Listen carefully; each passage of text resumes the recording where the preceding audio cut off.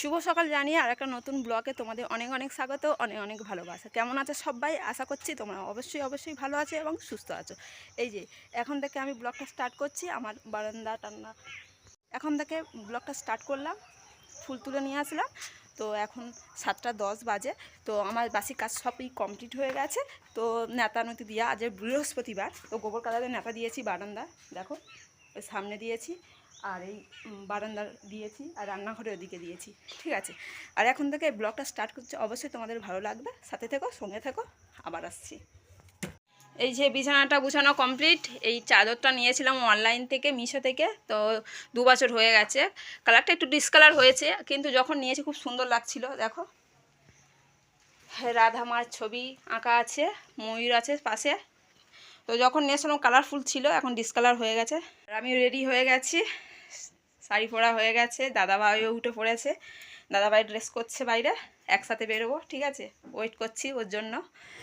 তো কাজের এখানে চলে এসেছি, এখানেই কাজ করি একজনের বাড়িতে। কোনো বড়সড় কোম্পানি নয়, একটা ছোটোখাটো কারখানা। তো 6-7টার মতো মেশিন আছে, অটোমেটিক মেশিন। তো যাই হোক, এখানে কি কাজ করা হয় তোমাদের না অন্য ভিডিওতে বলবো। তো যাই হোক, আর কাজ করতে করতে বারে ঘুরি দেখছিলাম কটা বাজে। দেখলাম যে 11টা বাজতে 5 মিনিট বাকি। তো কাজ বন্ধ করে চলে এলাম বাড়িতে। এসে দেখছি 10:30 বাজে। তো আমার দেখতে একটু ভুল হয়েছে, নাহলে 1 ঘন্টা আরও বেশি কাজ করতাম।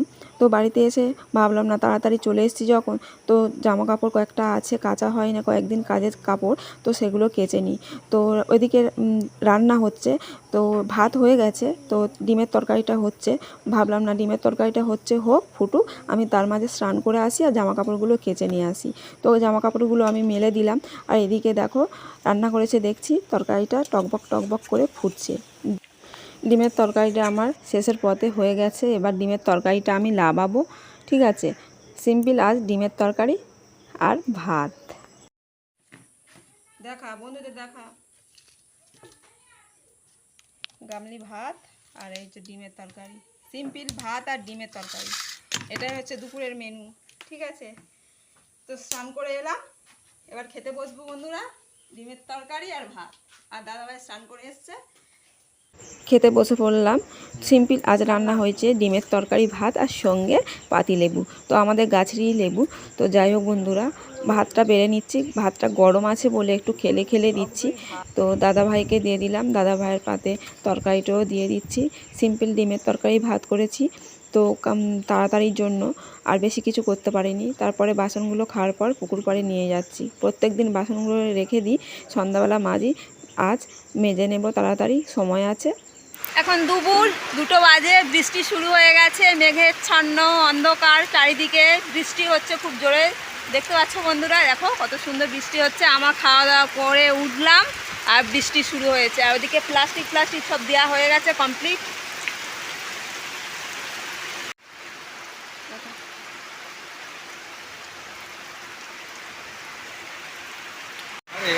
উপর থেকে জল পড়তে শুরু করেছে, গামলা বসে দিয়েছে দাদাভাই। এই জল পড়ছে, এখানে জল পড়ছে, সব জায়গায় জল ভর্তি হয়ে পড়ছে। দিন শুরু হয়ে গেল আজ থেকে। বর্ষাকাল এলো মানে আমাদের ছুটতে হবে। বারান্দা, ঘর, এখানে 2 জায়গায় জল পড়ছে। দেখো ওয়েদারটা একদম স্তব্ধ, কিন্তু তার মাঝে আকাশ ডাকছে। বৃষ্টিটা নেই, কিন্তু ঝিরিঝিরি পড়ছে গায়ে। চুলটা খুলে রেখেছি, কারণ কিছুক্ষণ আগে যে ভারী বৃষ্টিটা হলো, আর বাইরে জামা কাপড় শুকোতে দিয়েছিলাম, সেগুলো তুলতেছে আমি ভিজে গেছি, আর চুলটাও ভিজে গেছে। আর এদিকে প্লাস্টিক দেওয়া হয়ে গেছে এবছরের মতো। ওই সাইডটাও দেওয়া হয়েছে, কারণ বর্ষাকালের জন্য এই প্লাস্টিক দেওয়া হয়, প্রতি বছর দেওয়া হয়। আর জলের ঝাপটা যাতে বারান্দায় না যেতে পারে, তার জন্য প্লাস্টিক দেওয়া। ঠিক আছে, তো এবার আমি কাজে বেরোবো। একটু বৃষ্টিটা কমেছে, ছাতা নিয়ে বেরিয়ে যাই। আবার দেখা হচ্ছে তোমাদের সঙ্গে পরে। এখন সন্ধ্যা 7:30 বাজে। কাজ থেকে দুজনে চলে এসেছি, আর এসে ফ্রেশ হয়ে সন্ধ্যাবাতি করে, আর এই যে টিফিন খাওয়া হবে এবারে। খুবই খিদে পাচ্ছিল, বাড়িতে চানাচুর ছিল আর মুড়ি ছিল, সঙ্গে সর্ষের তেল দিয়ে দিলাম আর মুগ কড়াই সেদ্ধ করেছিলাম, মাখিয়ে নিলাম। এদিকে চা টকবক টকবক করে ফুটছে, তো একটু ঠান্ডার আমেজ আছে, ভাবলাম না আজ দুজনে চা খাওয়া হবে, অনেক দিন পরে চা খাওয়া হবে। তো শীতকালে খাওয়া হয়, তো গরমের সময় খাওয়া হয় না। দাদা ভাই মাঝের মধ্যে দোকানে কিনে খায়, কিন্তু আমি খাই না, তো আমার অতটা চায়ের অভ্যাসটা নেই। তো আজ ভাবলাম না ওয়েদার একটু চেঞ্জ আছে, ঠান্ডা ঠান্ডা আমে দুজনেই চা খাওয়া হবে। তো এদিকে বসিয়ে দিচ্ছি চা খাওয়ার পর প্রেসার কুকারে তড়কা। আজ রাতের মেনু হবে তড়কা আর রুটি। তো এটা হচ্ছে বিহারি তড়কা।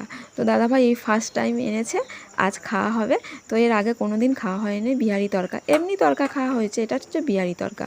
তো যাই হোক আমি প্রেসার কুকারে দিয়ে দিলাম। তো সেদ্ধ হতে একটু দেরি হবে, তার জন্য গ্যাসে বসিয়ে দিলাম, আর রান্নাটা হবে পুরোটা হচ্ছে উনানে।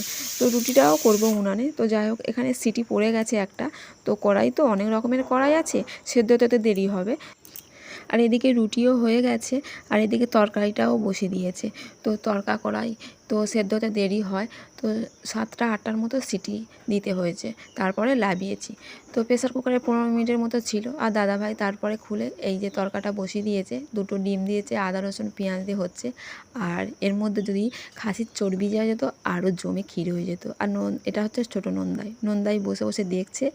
তো বন্ধুরা রান্না দেখাতে দেখাতে ভিডিওটা এখানে শেষ করব। ভালো থেকো তোমরা, টাটা। আবারও দেখা হচ্ছে নেক্সট দিনে নেক্সট ভিডিওতে। Good night.